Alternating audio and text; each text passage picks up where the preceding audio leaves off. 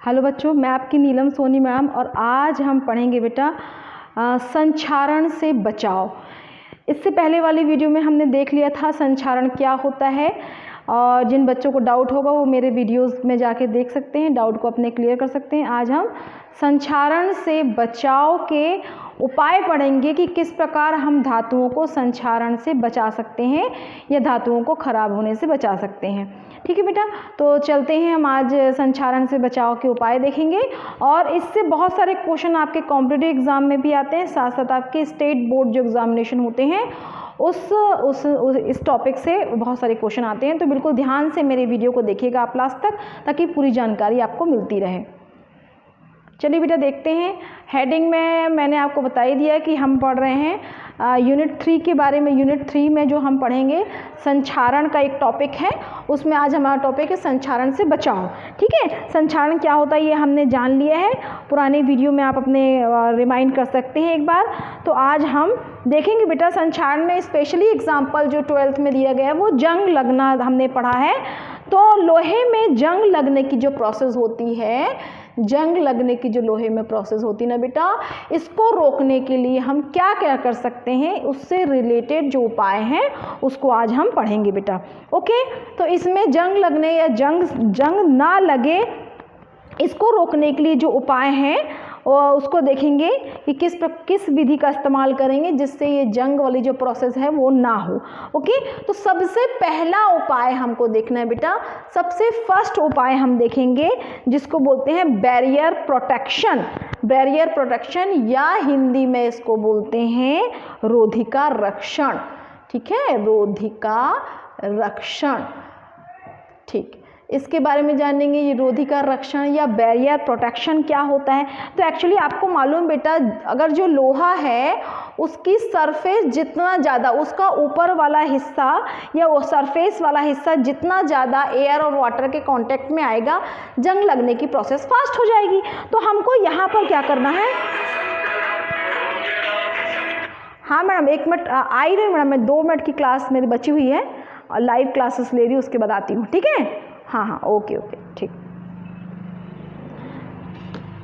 तो देखेंगे बेटा इसमें जितना ज़्यादा बैरियर, जितना ज़्यादा लोहे की जो सरफेस है वो एयर के कांटेक्ट में आएगी, उतना ज़्यादा क्या होगा, इसमें जल्दी जंग लगेगी। तो यहाँ पर रोधिका रक्षण का मतलब क्या होता है कि जो लोहा है जिसको हम जंग लगने से बचाना चाहते हैं या जिस भी धातु को हम जंग लगने से बचाना चाहते हैं, हम क्या करेंगे उसके ऊपर, उस धातु के ऊपर में हम क्या करेंगे, रोधिका के रूप में किसी दूसरी धातु का लेप लगाएंगे या प्रोटेक्शन के रूप में दूसरी धातुओं या दूसरी चीज़ों का लेप लगा देंगे, जो कि आप अपने घरों में करते हैं। एग्जाम्पल मैं बताऊंगी तो आपको याद भी आ जाएगा। तो इसमें सबसे सरल लोहे की सतह पर पेंट लगाना। जैसे आप लोग देखे होंगे कि जब बरसात के दिन आता है तो हम क्या करते हैं, आसपास जो लोहे की वस्तुएं रहती है उसको या तो अंदर कर देते हैं या उसमें क्या करते हैं, पेंट लगाते हैं। पेंट क्या करता है, यदि हम इसके ऊपर में पेंट लगा दिए तो अंदर का जो हमारा लोहा है या उसकी सरफेस जो है, सतह जो है, वो वायु और नमी के कांटेक्ट से बच जाएगा, माने डायरेक्ट कांटेक्ट में नहीं आएगा। इससे क्या होगी, जंग लगने की प्रोसेस जो होगी वो वहाँ पर स्लो हो जाएगी। अगर ये यहाँ से ये पेंट उखड़ गया, अगर सपोज यहाँ से हमने जो पेंट लगाया है वो उखड़ गया, तो यहाँ से एयर और वाटर जो होगा वो क्या होगा, एयर और वाटर जो होगा वो आपकी धातु की सतह से अटैच जाएगा या उससे क्रिया कर लेगा और इसके कारण यहाँ से जंग लगने की प्रोसेस स्टार्ट होगी। ये आपने घरों में देखा ही होगा बेटा। ठीक है, तो यहाँ पर आपको याद रखना है हमने क्या पढ़ा, हमारा पहला पॉइंट रोधिका रक्षण, जिसमें रोधिका रक्षण मतलब हमारा जो सरफेस है, लोहा जिसको जंग से बचाना है उसके सरफेस में ही हम कोई किसी दूसरे पदार्थ का लेपन कर देंगे, तो ये क्या होगी, जंग लगने की क्रिया से वो हमारा पदार्थ या हमारी धातु बच जाएगी। तो इसमें और क्या कर सकते हैं, लोहे की सतह पर पेंट लगा सकते हैं। ठीक है, लोहे की सतह पर ग्रीस या तेल लगाते हैं या इलेक्ट्रोप्लेटिंग। ठीक है, मैं पॉइंट लिख देती हूँ ताकि आपको ध्यान रहे बेटा, है ना। पहला मैंने क्या बताया, पेंट करना। ओके, लोहे की जो सतह होगी उसमें क्या करेंगे, पेंट कर सकते हैं। देन सेकेंड अपन देखेंगे इसमें ऑयल या ग्रीस तेल या ग्रीस लगाते हैं, ये भी आपने देखा होगा। ठीक है, तेल या ग्रीस का लेयर लगा सकते हैं जिसको भी हमको प्रोटेक्ट करना है, जिस धातु को हम स्पेशली लोहे की बात कर रहे हैं। ओके, उसके बाद एक और प्रोसेस है जिसको बोलते हैं इलेक्ट्रोप्लेटिंग। ठीक है, इसको ध्यान देंगे बेटा, इससे रिलेटेड जो है क्वेश्चन है वो आपके एग्ज़ाम में पूछता है। तो बिल्कुल इलेक्ट्रोप्लेटिंग की बात जो हमने कर रहे हैं इसको हमको डिटेल से समझना है। ओके, इलेक्ट्रोप्लेटिंग इसके द्वारा क्या करते हैं, इस इलेक्ट्रोप्लेटिंग के द्वारा क्या होता है, लोहे के ऊपर जो आयरन होगा, Fe होगा, लोहा होगा, उसके ऊपर किसी अन्य धातु का लेपन करना या प्लेटिंग करना या परत चढ़ाना। ठीक है, जैसे कि इसमें क्या कर सकते हैं, इलेक्ट्रोप्लेटिंग के लिए किस किस धातु का इस्तेमाल किया था वो हम देख लेते हैं। देखो, लोहा को प्रोटेक्ट करना है जंग लगने से, इसके लिए किन किन धातुओं का इस्तेमाल किया जाता है एग्जाम्पल के रूप में बताती हूँ मैं। टीन है, Sn, निकिल है, जिंक है, ठीक है, क्रोमियम है और क्या है, एल्युमिनियम। तो ये धातुएं जो हमने बताया है, tin, nickel, zinc, chromium, aluminium, ये इन धातुओं का क्या करते हैं, प्लेटिंग कर देते हैं। प्लेटिंग करने का मतलब आप लोग देखे होंगे, आप लोग एक बात तो जानते हो कि जैसे चांदी की जो वस्तुएं होती हैं, चांदी का जो सामान होता है उसके ऊपर सोना पॉलिश चढ़ा देना, ये एग्जाम्पल बिल्कुल आपने देखा है कि चांदी के ऊपर सोने का पानी चढ़ा देना, ये वर्ड कॉमनली आपने सुना होगा। ठीक है, वैसे ही यहाँ प्रोसेस होती है। तो यहाँ पर हम चांदी की जगह क्या ले रहे हैं, सोने को प्रोटेक्ट करना है, तो सॉरी लोहे का प्रोटेक्ट करना है, तो लोहे के ऊपर क्या करेंगे, टीन या निकिल, जिंक, क्रोमियम या एल्युमिनियम ऐसे धातुओं का लेपन कर देंगे, या इसको इलेक्ट्रोप्लेटिंग के नाम से जाना जाता है। ये वेरी वेरी इंपॉर्टेंट है, कॉम्पिटिटिव एग्जाम में इसके बारे में पूछता है, तो डिटेल से अपन इसके बारे में पढ़ेंगे। तो ये पूरी प्रोसेस किस में आती है, रोधिका रक्षण में आता है।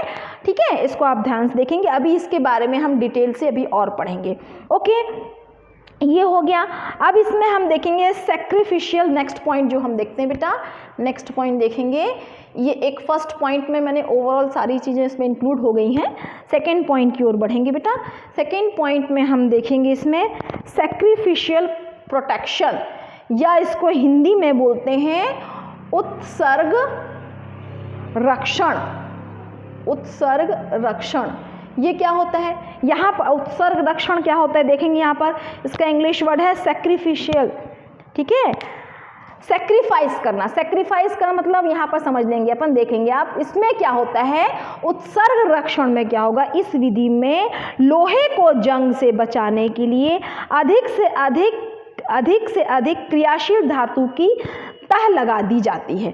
मतलब क्या होगा, हम क्या करेंगे, लोहे के ऊपर जो आयरन है, Fe जो आयरन है, इसके ऊपर इससे ज़्यादा मीन्स लोहे से ज़्यादा एक्टिव धातु को इसके ऊपर चढ़ा दिया जाएगा। चढ़ा देना या लेपन कर देना, जो आप समझ लें। ठीक है, तो क्या होगा, अगर लोहे से ज़्यादा एक्टिव एलिमेंट है तो पहले वो ही वायुमंडल की एयर और वाटर इससे रिएक्ट करेगा।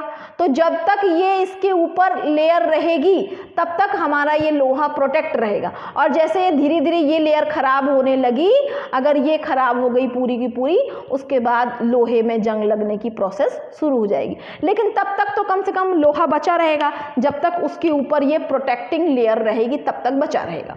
क्लियर है ना, परमानेंटली बचा नहीं रहेगा, जब तक वो लेयर रहेगी तब तक ये है बचा रहेगा। तो वही हमने समझाया आपको कि क्या होता है, यदि लोहे के ऊपर अधिक क्रियाशील धातु, अधिक एक्टिव जो एलिमेंट है उसका जो लेपन कर दिया जाए या उसकी सतह चढ़ा दी जाए, तो क्या होगा, सबसे पहले एक्टिव धातु से इलेक्ट्रॉन रिलीज होंगे और यहाँ ये जो एक्टिव धातु जो है सबसे पहले उसका क्षरण होगा, क्षरण की जो प्रोसेस सबसे पहले उसका होगा, तब तक हमारा लोहा प्रोटेक्टेड रहेगा।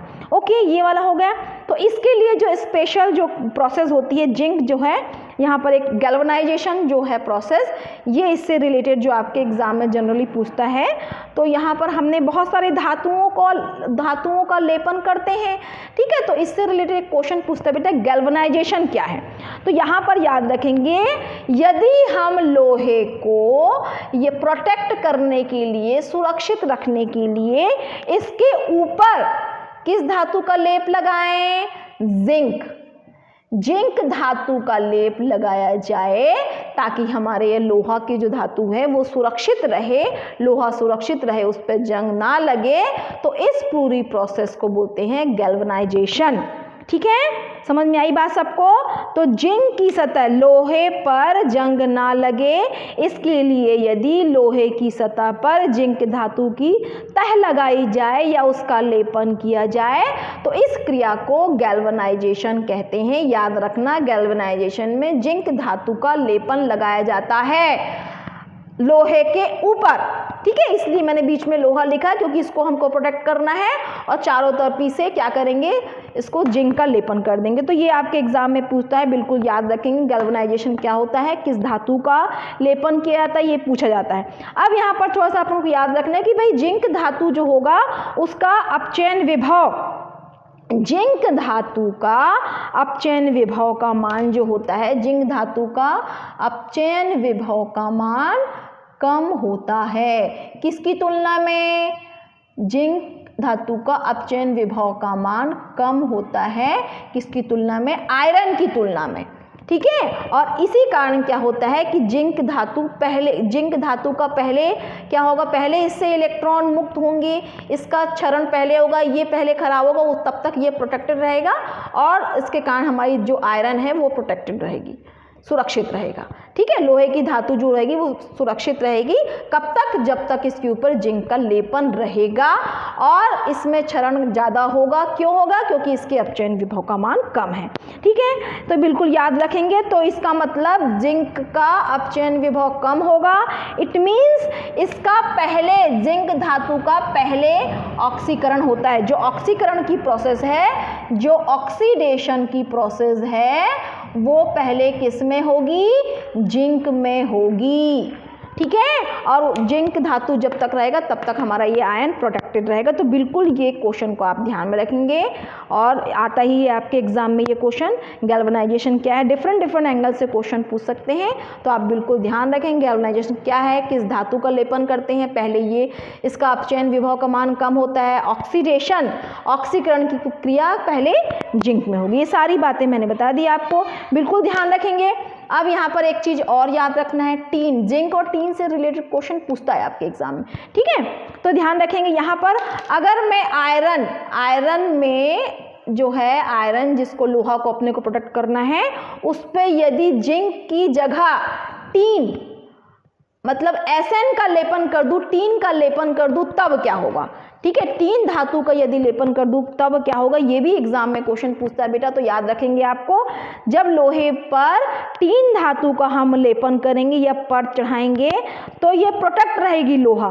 कब तक प्रोटेक्ट रहेगा, जब तक पूरा का पूरा ये कवर्ड रहेगा। टीन का लेपन यदि पूरा कवर्ड रहा तो क्या होगा, तब तक लोहा प्रोटेक्टेड रहेगा, सुरक्षित रहेगा, ठीक है। लेकिन यदि किसी कारणवश इसमें खरोंच आई और ये एयर के कांटेक्ट में अपना लोहा आ गया तो क्या होगा, यहाँ पर जो होगा आप देखेंगे, यहाँ पर बेसिक बात याद रखना है आपको कि जो टीन है, टीन और आयरन का अपचयन विभव का अपने को तुलना करनी है। तो आयरन का अपचयन विभव का मान जो होता है बेटा, ध्यान रखेंगे, अपचयन विभव, आयरन का जो अपचयन विभव का जो मान है वो टीन के अपचयन विभव के मान से कम होता है। माने अगर अपचयन विभव का मान की तो आयरन का अपचयन विभव का मान कम होता है, ठीक है, किसी कंपैरिजन में, टीन की कंपैरिजन में। तो ये अपचयन विभव का यदि हम तुलना करें तो टीन का अपचयन विभव का मान कम होगा। इसी कारण से यदि किसी कारणवश टीन की सतह खुरदुरी या उखड़ जाती है तो एयर के कांटेक्ट में आयरन यदि आ गया तो फटाफट आयरन में, जल्दी से ही आयरन में क्या होगी, जंग लग सकती है। यदि हम सोच रहे हैं प्रोटेक्शन तो है चारों तरफ से, यहाँ से थोड़ा सा खुला है तो क्या हुआ, लेकिन जल्दी से यहाँ से जंग लग जाएगी, क्योंकि यहाँ पर कंपैरिजन दिख रहा है कि इसका अपचयन विभव और दोनों के अपचयन विभव में क्या हुआ, आयरन का अपचयन विभव का मान कम है, तो जिसका अपचयन विभव का मान कम होगा उसमें ऑक्सीडेशन की प्रोसेस फास्ट हो जाएगी। ठीक है, तो इस प्रकार से क्या होगा, आप ध्यान रखेंगे, ये भी क्वेश्चन पूछता है। ये वाला पॉइंट हो गया बेटा। द नेक्स्ट पॉइंट की ओर आगे बढ़ते हैं, थर्ड पॉइंट की ओर आगे बढ़ेंगे अपन, और इसमें अपने को देखना है नेक्स्ट वाले देखेंगे विद्युतीय रक्षण। ठीक है, इलेक्ट्रिकल प्रोटेक्शन, या इसको कैथोडिक प्रोटेक्शन भी बोलते हैं। तो देख लेते हैं विद्युतीय रक्षण। ठीक है, इसमें क्या होगा, ये स्पेशली कब इस्तेमाल किया जाता है इसका, इसके बारे में देख लेते हैं कि इस विधि का जो है विद्युतीय रक्षण जो विधि है, या इसी का एक और नाम है बेटा, ध्यान रखेंगे। ठीक है, इसका नाम है कैथोडिक रक्षण। ठीक है, तो कैथोडिक रक्षण जो है इसको भी देखेंगे। हाँ, एक मिनट। ठीक है, कैथोडिक रक्षण को देखेंगे बेटा। तो इसमें क्या होता है, कैथोडिक रक्षण में क्या होगा, इसमें इस विधि का इस्तेमाल कब किया जाता है, लोहे की बनी उन वस्तुओं को जंग लगने से बचाने के लिए इस विधि का इस्तेमाल करते हैं। जब क्या होगा, जमीन के अंदर कोई धातु रखी है और हमको सुरक्षा में रखनी है उन धातु को, तो गड़ी जैसे कि पानी के पाइप, वो क्या होते हैं, जमीन के अंदर होते हैं, तो उसको प्रोटेक्शन करना पड़ता है। नमी, जमीन के अंदर तो नमी रहेगी, है ना, तो उन धातुओं को या उन चीज़ों को प्रोटेक्ट करने के लिए ये विद्युतीय रक्षण या कैथोडिक रक्षण का इस्तेमाल किया जाता है। जैसे नल का पाइप, पेट्रोल या डीजल की टंकी, इनको सुरक्षित रखने के लिए ये कैथोडिक रक्षण का इस्तेमाल किया जाता है। और इसमें क्या करते हैं, आयरन की जो टंकी होती है इसको किससे, मैग्नीशियम, स्पेशली मैग्नीशियम या जिंक, इससे इसको जोड़ दिया जाता है, और ताकि क्या हो, पहले मैग्नीशियम जिंक का क्षरण की प्रोसेस हो, इसका पहले ये नष्ट हो पहले, उसके बाद इसकी। तो इस प्रकार से क्या होता है, यहाँ पर सक्रिय धातु का, याद रखेंगे, सक्रिय धातु का पहले क्या होगा, क्षरण होगा, पहले वो उसमें हानि होगी, उसके बाद हमारी ये धातु तब तक सुरक्षित रहेगी।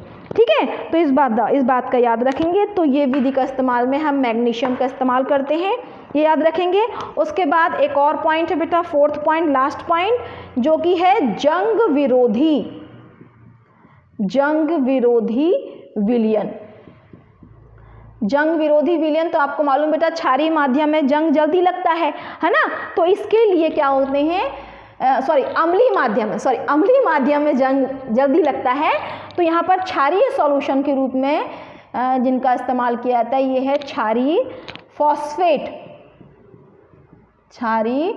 फॉस्फेट। ये विलयन जो होता है, जो कि जंग से बचाता है लोहे को, और साथ में क्षारीय क्रोमेट। ठीक है, क्षारीय क्रोमेट, तो ये दो विलयन हैं जिनको जंग विरोधी विलयन के रूप में इस्तेमाल किया जाता है, और ये क्या करते हैं, जंग लगने से बचाते हैं, क्योंकि इनका मीडियम क्षारीय है। तो क्षारीय माध्यम या क्षारीय विलयन जो क्या करते हैं, जंग लगने को रोकते हैं। तो ये स्पेशली दो प्रकार के विलयन हैं जो जंग लगने के प्रोसेस को रोकते हैं। तो इस प्रकार से आज हमने क्या पढ़ा बेटा, इस प्रकार से आज हमने आपको बताया कि संक्षारण से बचाव के सारे उपाय हमने बताया आपको। आप सारे वीडियो को अच्छे से देखिएगा बेटा एक बार, यदि कोई डाउट हो गई तो आप कमेंट सेक्शन में मुझे लिख सकते हैं। ओके बच्चों, बाय, मिलते हैं कल।